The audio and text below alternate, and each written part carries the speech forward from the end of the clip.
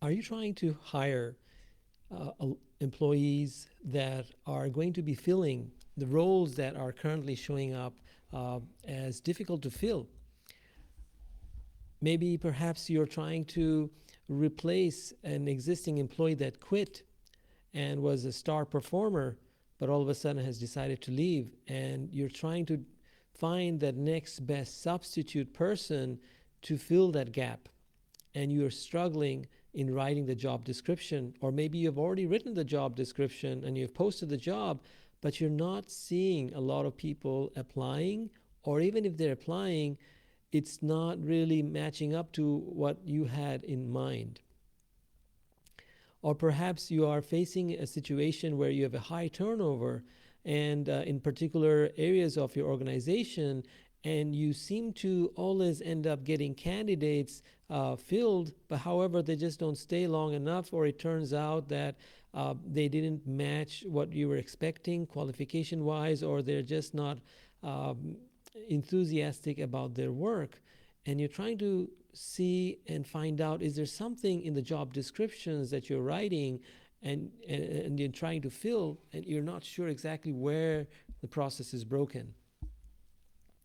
If we haven't met before, my name is Fahim Karim, and I'm an employee engagement expert, and I work with companies that are small and medium sized, faith and value based, and I help them in reaching their higher levels of productivity and growth by focusing on things that causes employee disengagement, because I truly believe that when companies get that right and the employee engagement is in full gear, employees are fully engaged and they love the work, then your company is going to grow and is going to be innovative and is going to be a place where everybody would like to come and join and be a part of.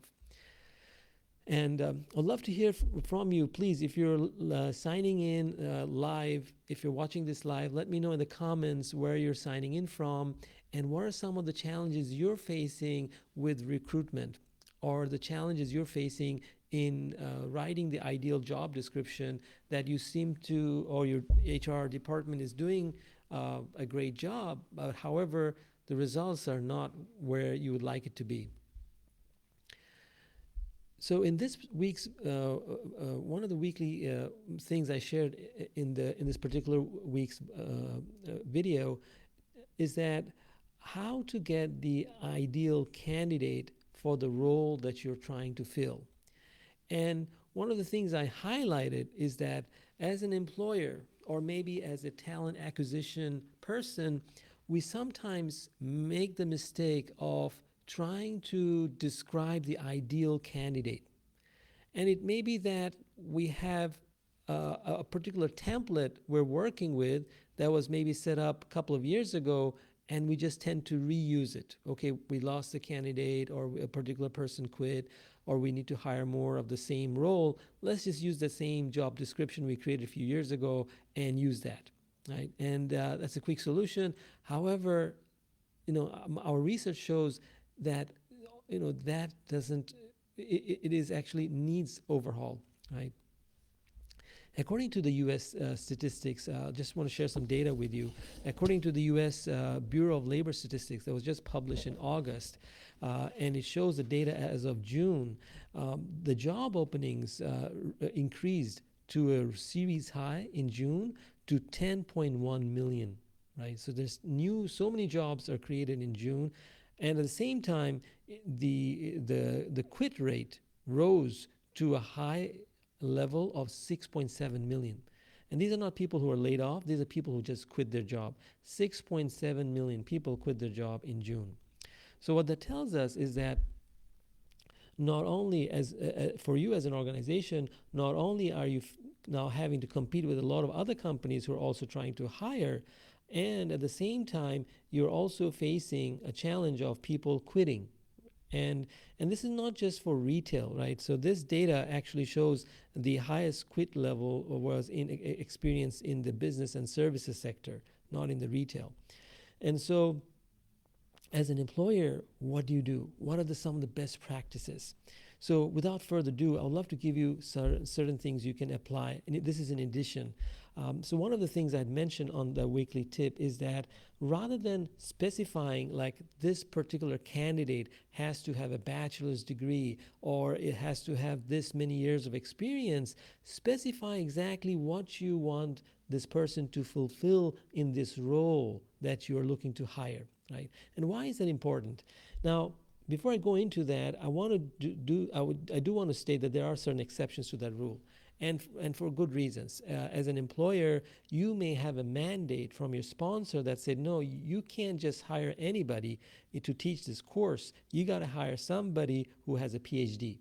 And that's it. So, as an employer who is getting funding from maybe the government to hire people to train, so you just can't hire anybody. In that case, you do have to specify we're looking for somebody with this very specific educational qualification. So that would be an exception. However, for other roles where it's not, you don't have that requirement, but it's just sometimes we're just so used to writing job descriptions like that, it really makes it very difficult for organizations to get the real talent. And I'll explain to you why. Research shows a lot of times the reason people don't apply for the job, and this is mainly true for the research they did on women, is that mainly for women, if they feel like if I'm not 100% qualified for this job, I'm not going to apply. Men tend to sometimes do, not care so much, but they apply for the job even if they don't meet all of the requirements. But for women, the data shows, and of course, this is in general, I'm sure there are exceptions, but in general, it shows that for women, if we see, if they see that they don't match 100% of the qualification, they're not going to apply. So imagine if you are creating this job description with this exhaustive list of things that you would like to have, but you really are just wishing, right? We all want a super employee who can do everything, right? And sometimes when we write that job description for the superhuman being, we tend to not get the best candidate. So that's that one thing I want to mention is that try to make the job description not so exhaustive and so, how do I say it, inflation. Don't inflate the job description basically so much so that people are really turned off. And the other reason people don't apply for jobs is because they fear that if they apply for it, they're not going to get hired. Because the more exhaustive the job description, the less the people apply, right? And so being mindful of that, it's going to help you in getting more candidates to apply, because if you write in general, high level, and then you focus on the role, exactly what is required, and not based on the role that was written 5 years ago, but exactly how is the team doing that role right now, and what exactly they need this person to do versus what they needed this person to do 3-4 years ago, right? And then focus on the writing the job description accordingly. I'll give you another example. Let's say a mom, she's an amazing marketing specialist, and she was working for the corporate space, but because of life event, she took some time off from work. And now if you're putting in the requirement that we got to have somebody who has had 10 years of work experience, maybe after 5 years she took a break, but she's top performer when she was in the corporate space, and while she was working, she was taking care of a loved one, maybe from home, or had a child. She was also doing things on her own, and she has amazing track record. However, by making it a requirement that we have to have somebody with this number of years of experience, you're missing out on such an amazing candidate that you could have applied. Because at the end of the day, what is the purpose of a job posting a job, right? So the goal of posting a job is to invite applicants, right? You want to invite, and you will be surprised the unexpected and wonderful things that can happen when we don't communicate to people that their application is unlikely to meet our standard, right? So the more we make it easy for people to understand that they might meet they're more likely to meet our standards, the more applicants you'll receive, and you will be pleasantly surprised the amount of talent pool that is out there. So that's one more thing I want to share. Also, purpose. Focus on also a big portion of your job description, writing why should they work for your organization. Granted, not all of us are doing grandiose, purposeful activity in the industry we're in, but even if it is on a small scale, what positive impact it's making your business. By focusing on that, you will be also attracting more candidate. And our research shows also that people are so much looking for purpose-driven organization that they're even willing to take a 15% salary cut to work for a meaningful organization that gives them more purpose. Also, I want to mention is that be mindful of not using limiting languages. And this is based on research that is already done, existing research, also published in Harvard Business Review, is that sometimes our languages are such that people are really turned off. And also, we don't realize it, but subconsciously, we have biases in the way we're writing the job description. So I'll give you some example. So for example, language that is biased towards women is like it may sound more masculine when we're writing the job description, and women may feel like, okay, this is not for me. For example, words like, oh, we were looking for somebody who's outspoken, somebody who's competitive, a ninja, right? So that's more masculine kind of character. So by being mindful of not using that type of words, which are kind of more masculine, then you're kind of turning off female candidates. The opposite is also true for men. So for some jobs that are mainly dominated by women, you may be writing words that may actually make the men feel like they're not qualified. For example, words like we're looking for somebody who's nurturing, collaborative, or loyal, right? And so especially for a women-dominated work environment, then you might be losing out some great male candidates as well.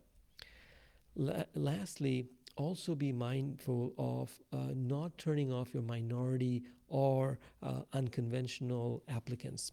For example, if the job really doesn't require somebody to have 2 years of work experience, don't put it there, right? Because you have so many people who are nowadays contract workers or gig workers who are looking to maybe go back to the corporate space as a full-time person.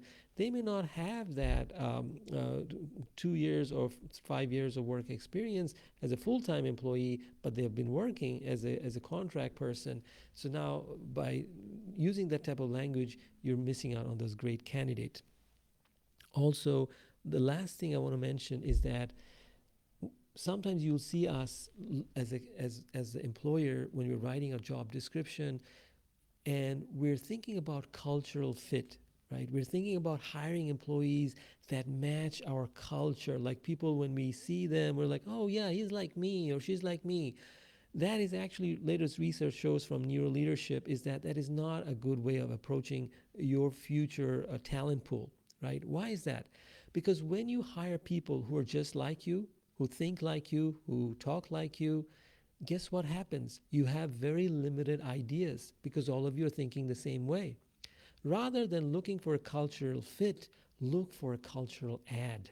And that's what is recommended by latest research, is that by bringing by writing the job descriptions that or for a candidate that is actually a cultural add to your organization, you bring new ideas, new exposure to markets that you weren't aware of, new ways of thinking, of solving an existing problem. It really makes a world of a difference. So if you liked what you heard today, please leave me in the comments below. What were some of the things that really made a difference in your writing the job descriptions for your organization? Or maybe you're an employee and you have come across different job descriptions that really was you in some parts of it, when you read it, you were excited and you were about to apply, but maybe some parts you saw and it just turned you off. I'd love to hear from you. What were some of those things that prevented you from applying, and how could the job description could have been written better so that you would have been more encouraged to apply? And also leave me a comment below as to where you're signing in from. We would love to hear from you, and what are some of the challenges you're facing as an organization when it comes to hiring candidates that really are going to be able to do the job that you're hiring them for in an amazing way. Until we meet next time, I'd love to leave you with this quote I love a lot that I came up with myself, which is walk softly or tread softly, speak kindly, and love unconditionally. Tread softly, speak kindly, and love unconditionally.